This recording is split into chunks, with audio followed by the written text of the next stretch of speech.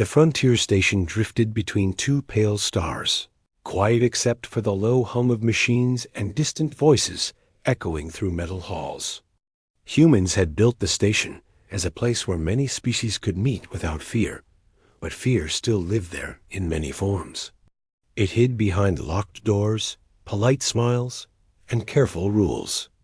Jay worked deep in the lower levels, where lights flickered and pipes hissed like tired animals. He liked this place better than the bright halls above. Machines made sense. They did not judge faces or shadows.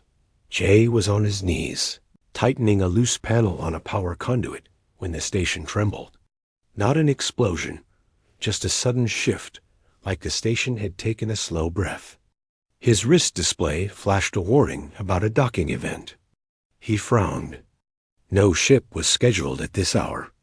Above him, alarms stayed silent, which meant this arrival had special clearance. Footsteps echoed down the corridor. Security officers moved fast, their faces tight. One of them glanced at Jay, but said nothing. That alone told him something important was happening. He stood up, wiping grease from his hands, and stepped aside as the officers passed. Their boots rang sharp against the metal floor, disappearing into the shadows. Moments later, the lights dimmed. Not fully dark, but low enough to stretch shadows long and thin. Jay felt the air change, heavy and cold. He should have returned to his work or left the area, but curiosity held him still. Humans had crossed oceans and stars because of curiosity. It was a habit hard to break. From the far end of the corridor, a figure appeared. Tall, wrapped in dark ceremonial armor that seemed to drink the light. The armor moved smoothly, almost like it was alive. Two guards walked behind the figure, clearly nervous, their hands close to their weapons. Jay's heart beat faster, but not from fear alone. He sensed history walking toward him. The figure stopped when it noticed him. For a long moment, no one spoke. Then a calm, cold voice filled the corridor. It was clear, sharp, and carried a weight that pressed on the chest. "You should not be here." The voice said. Jay swallowed. He bowed his head slightly, a habit he had learned when dealing with authority. "I am maintenance," he replied. There was a fault in the power line. The figure tilted its head, studying him. Slowly, one armored hand lifted and touched the helmet. The guard stiffened. "You are not afraid." The voice said. Jay hesitated. He had heard the stories. Everyone had. The extraterrestrial vampire queen, a ruler of a nocturnal species that fed on energy and life force. Not blood as the rumors claimed, but fear did not care about details. They said her face caused nightmares, that her eyes broke minds, that her presence alone made lesser beings kneel or scream. "I do not see a reason to be afraid," Jay said honestly. The corridor grew even quieter. Slowly, the helmet retracted, folding back into the armor with a soft sound. Shadows clung to her face, but Jay could see her clearly enough. Pale skin marked with natural dark lines, eyes glowing faintly like distant stars, and fangs that rested calmly behind her lips. It was not a human face, but it was not the horror stories promised. Era looked at him, truly looked at him, and something like confusion crossed her features. "My face is said to be frightening," she said. Jay met her gaze. His hands trembled slightly, but he did not look away. To him, fear came from actions, not appearances. "I have seen worse things done by kind-looking faces," he said. Era was silent. No one had ever answered her that way. Most looked away. Some fainted. Others forced brave smiles that cracked under pressure. This human did none of those things. A sharp voice broke the moment. "Queen Era, we must proceed to the council chamber," one of the guards said. Era raised a hand, stopping them. Her eyes never left Jay. "What is your name?" "Human. Jay," he said. "Just Jay." She nodded slowly. "Jay, remember that you spoke to me without fear. Then she turned and continued down the corridor, shadows folding around her once more. The guards followed, casting Jay one last shocked glance. Jay let out a long breath he did not realize he was holding. His legs felt weak. Only then did he understand how close he had been to something dangerous. Yet beneath the fear, there was something else. A strange sadness lingered in Era's eyes. Later that cycle, the station buzzed with whispers. Word spread fast. The vampire queen had arrived. Doors closed early. Non-human residents stayed inside. Even some humans avoided the halls. Jay returned to his quarters, but his thoughts stayed with the pale face and the quiet voice. The next day, Station Command reassigned him. The order was brief and direct. Technical liaison to the visiting delegation. His stomach twisted as he read it. Of all the engineers on the station, why him? The answer came when he entered the meeting chamber. Era stood alone near the viewport, staring out at the stars. Without armor, she seemed smaller, though no less powerful. She turned when she sensed him. "You were chosen because you see without fear," she said. Jay cleared his throat. "I only fix machines." She stepped closer. "Sometimes machines are easier than people," she said quietly. In that moment, Jay understood that despite her title and power, Era was alone in a galaxy that refused to look at her. Humans had once been monsters in the eyes of others, too. They survived not by becoming stronger, but by choosing empathy. As the stars drifted outside the viewport, the first thread of an unlikely bond formed, one that would soon be tested by fear or in the meaning of beauty itself. The station changed after the Queen's arrival. Corridors that were once busy grew quiet. Conversation stopped when shadows moved the wrong way. Even the lights seemed to dim more often, as if the metal walls themselves were unsure how to behave around royalty from the dark. Jay noticed it everywhere he went. Fear had a smell, sharp and cold, and the station was full of it. Era stayed in a section prepared far from the main living areas. It was not a prison, but it felt like one.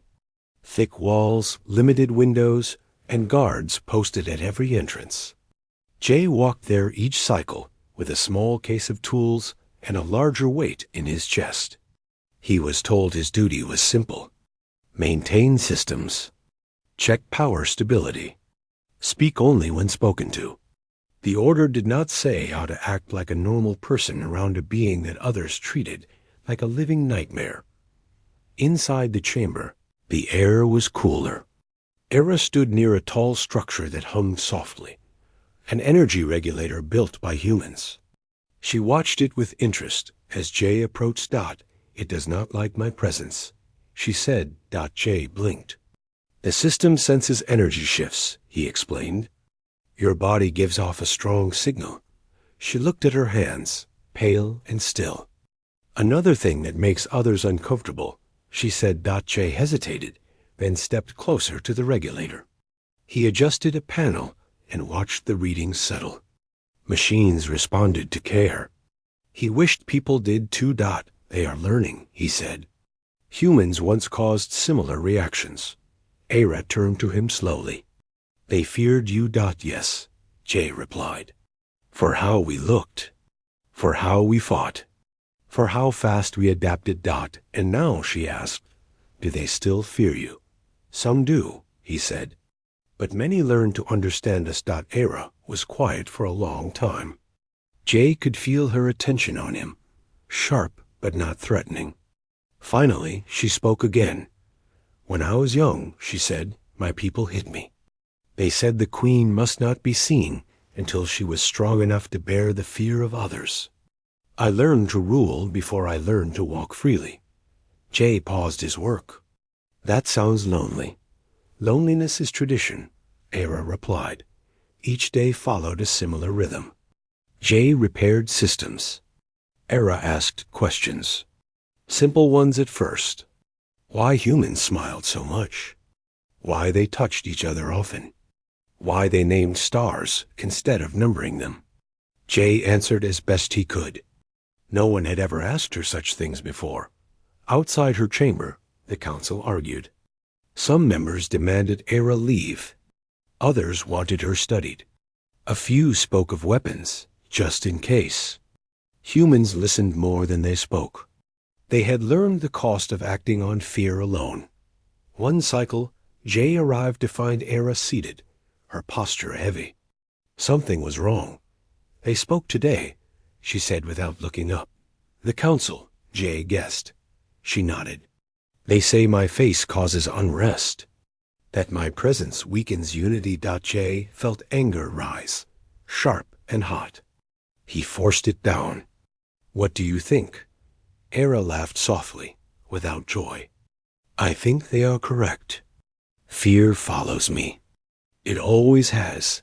Jay moved before he could stop himself. He sat across from her, reading her eyes. Fear follows what people refuse to understand, he said. She searched his face. You truly believe that? Yes, he said. For the first time, Era looked uncertain. Power she understood. Fear she accepted. Kindness without reason was new. Later that cycle, alarms rang through the station. Not an attack, but a system failure. Power dropped in several sectors. Panic followed fast. Era stood, ready to withdraw, certain she would be blamed. Jay shook his head. Stay, he said. Let me work. He ran through corridors, fixing what he could, directing others through his calm. Humans responded quickly. They trusted him. Trust spread faster than fear. When power returned, the station breathed again.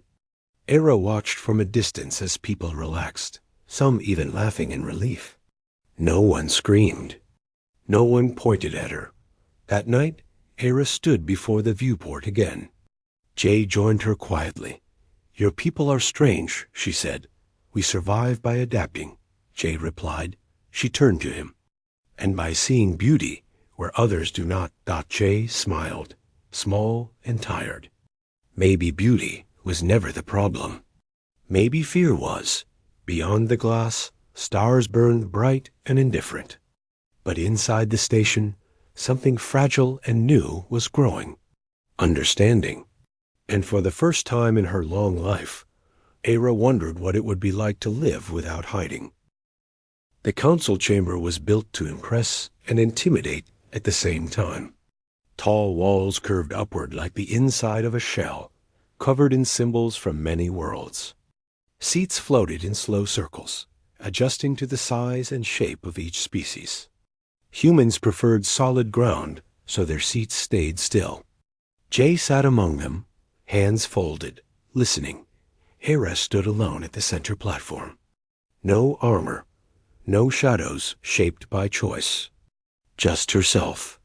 The low light caught the natural lines on her pale face and the faint glow of her eyes. Murmurs spread through the chamber. Some delegates leaned back. Others turned away. A few stared with open fear. She expected it. Fear was familiar. It was almost comforting in its honesty. The council speaker began listing concerns in a smooth, careful voice. Trade instability, civilian distress, diplomatic risk. Every word was clean, polite, and sharp. None of them mentioned her name directly, but every sentence pointed at her existence. Jay felt his jaw tighten. He watched Era's posture remain calm, proud, and distant. A queen trained from childhood to stand alone. When the speaker finished, silence followed. It stretched long enough to become uncomfortable.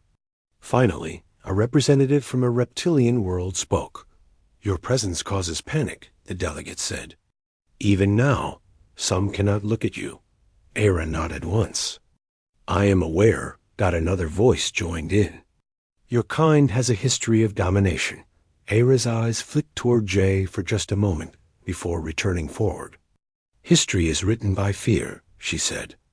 As is rumor. The murmurs grew louder. The speaker raised a hand. Humanity has requested to respond. All eyes shifted to the human section. Jay did not expect to stand, but he did. His heart hammered in his chest. He was not a diplomat. He was an engineer. But humans had survived because ordinary people spoke when silence was easier. He stepped forward. Humans understand fear. Jay said, "We have been feared for our strength, our numbers, our weapons, and our faces. We were called monsters long before we reached the stars." Some delegates scoffed. Others listened. "We learned something important," Jay continued. "Fear grows fastest where understanding is denied. We did not survive by hiding who we are. We survived by letting others see us clearly." He turned slightly, gesturing toward Era without touching her. "You judge her by what you feel when you look at her, not by what she has done." The chamber grew quiet again. Era stared at Jay, her expression unreadable. No one had ever spoken for her without command or gain. A council member asked, "Are you saying beauty matters?" Jay shook his head. "I am saying choice matters. Kindness matters. Courage matters. Humans do not see beauty as the absence of fear. We see it as the will to stand despite it." The speaker leaned back. "Your words are noted." The session ended without a clear decision. That alone was a victory. Later, in the quiet corridor outside the chamber, Era stopped walking. Her attendants paused at a distance. "Why did you speak?" she asked. Jay considered the question. "Because it was wrong not to," he said. She studied him closely. "You risked your standing." "Humans risk things all the time," he replied. For the first time, Era smiled. It was small, unsure, and changed her face completely. Not softer, stronger. That cycle, news spread across the station. Humans had defended the vampire queen. Reactions were mixed. Some were angry, some relieved. Many were confused. Confusion was progress. Days passed. Era walked the station openly now, though still watched. She observed humans carefully. How they argued, joked, touched shoulders, shared food. No one bowed. No one fled. Some stared. Some smiled. One human child waved at her from across a corridor. Era froze. The child's parent hurried forward, apologizing. Era raised a hand gently. "It is acceptable," she said. The child smiled again before being pulled away. Era felt something unfamiliar tighten in her chest. Later, she asked Jay, "Why do your young not fear me?" Jay smiled. "They learn fear from adults," he said. That night, Era stood alone, looking at her reflection in dark glass. She traced the lines of her face with careful fingers. For centuries, mirrors had been enemies. She whispered words she had never allowed herself to believe. Perhaps the face was not the curse. Beyond the station, something else moved. Ships without flags. Signals without identity. The galaxy was never still for long. Jay noticed the first warning signs in the data. Unusual scans. Quiet disruptions. He reported them. Humans listened. Era sensed it too. Danger did not need light. As the station drifted between stars, fear gathered again. But this time, it did not belong to her alone. And that changed everything. The first impact shook the station hard enough to throw people from their feet. Lights flickered and went dark in several sections. The calm that had slowly grown over past cycles shattered in an instant. Alarms screamed, sharp and urgent, echoing through every corridor. Jay was in the engineering bay when the warning came through. Unknown vessels. No registry. No response to hails. His hands moved before fear could slow them. He locked systems, rerouted power, and opened channels to security. Era felt the attack before the alarm sounded. The air shifted, heavy with hostile intent. She stood still for a heartbeat, then turned toward the exit. Her attendants tried to block her path. "They are here for me," she said. "You cannot face them alone. One guard replied. She looked at him calmly. I have always faced things alone. Across the station, panic spread. Some species fled to shelters. Others barricaded doors. Humans moved with controlled urgency, guiding civilians, sealing breaches, and checking on each other. Fear was present, but it did not rule them. A second impact tore through an outer ring. Hull alarms howled. Emergency fields snapped into place just in time to save hundreds of lives. Jay ran through smoke-filled corridors, shouting instructions into his comm. He reached a junction and nearly collided with Era. She stood there without armor, her eyes glowing brighter than before. You should not be here, he said, breathless. Neither should they, she replied. Another tremor rolled through the floor. Distant explosions echoed like thunder. They want to capture you, Jay said. They will use you as a weapon. Era nodded. That has always been the fear, Dot. She turned as if to leave. Jay grabbed her wrist without thinking. The contact sent a sharp chill through him, but he did not let go. No, he said. Not this time.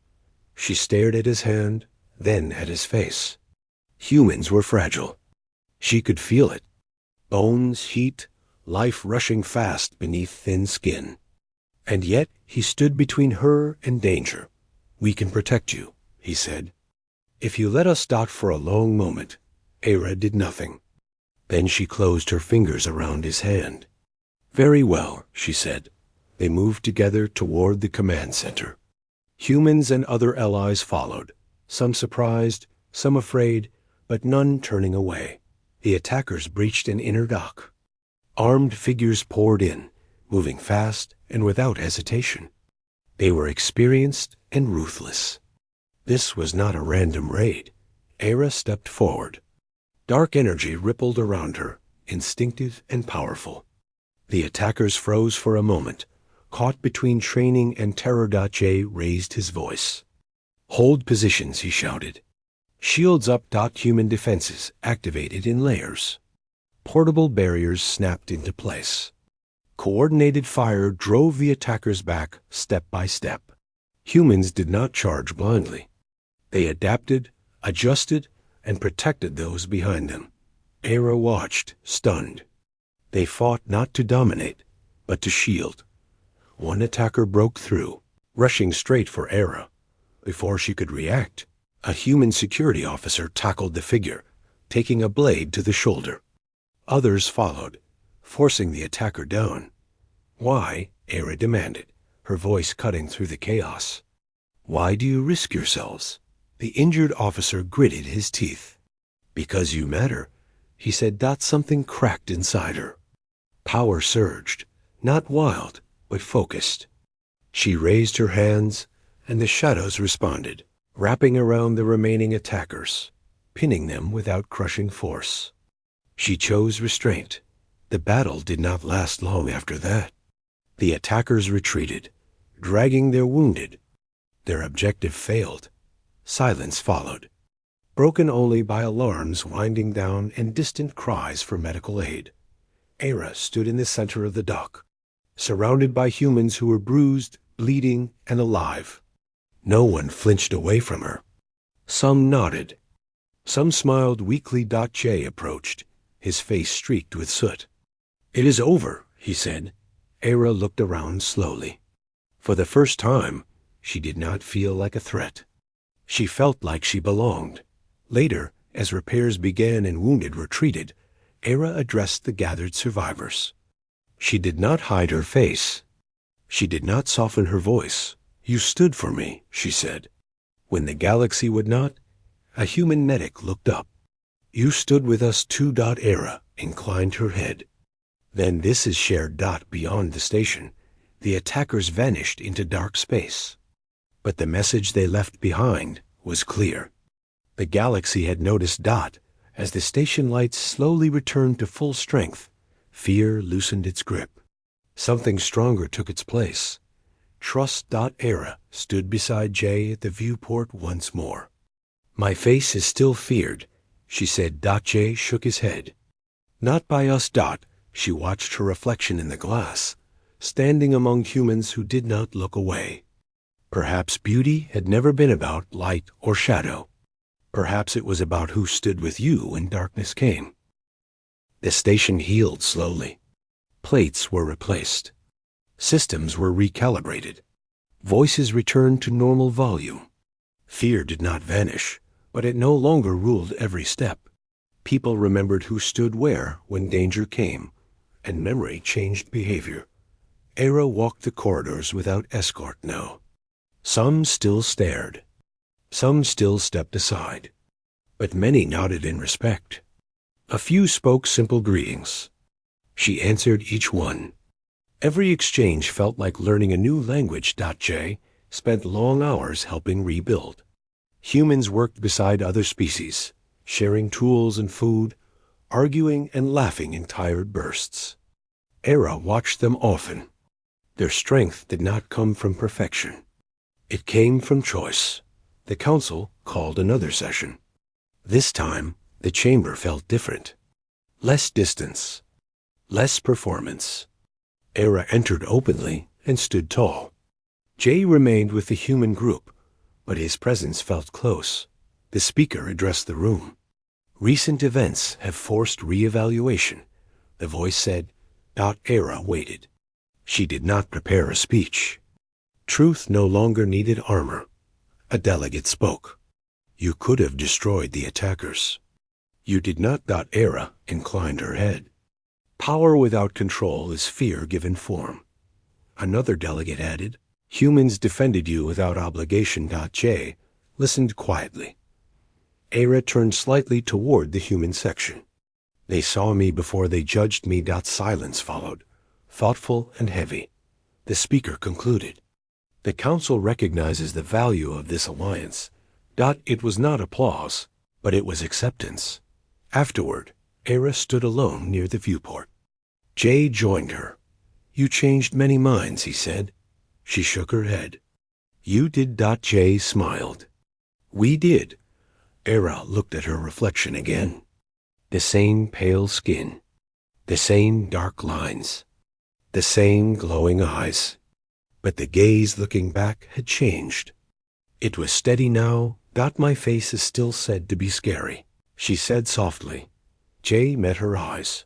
No, you are the most beautiful in the galaxy. She searched his face for mockery and found none. Only truth. Beauty, she said slowly, is being seen. Weeks passed. Ships came and went. News spread beyond the station. Stories changed. The vampire queen was no longer just a shadow. Humanity was no longer just a force. Era prepared to depart. Her people waited beyond the stars, uncertain and hopeful. Before she left, she addressed the station one final time. I was taught that fear defines us, she said. I have learned that choice does. Humans stood among the crowd. So did many others. Era turned to Jay. If you ever walk among my people, you will not walk alone. Jay bowed his head. I will remember that. Her ship departed in silence, slipping into the dark with grace. Jay returned to his work. Machines still broke. Life continued. But something permanent remained. Far away, under alien skies, Era stood before her people, without shadow or veil. She told them of humans who stood firm, who saw beauty in courage, and who chose understanding over fear. And across the galaxy, the meaning of strength quietly changed.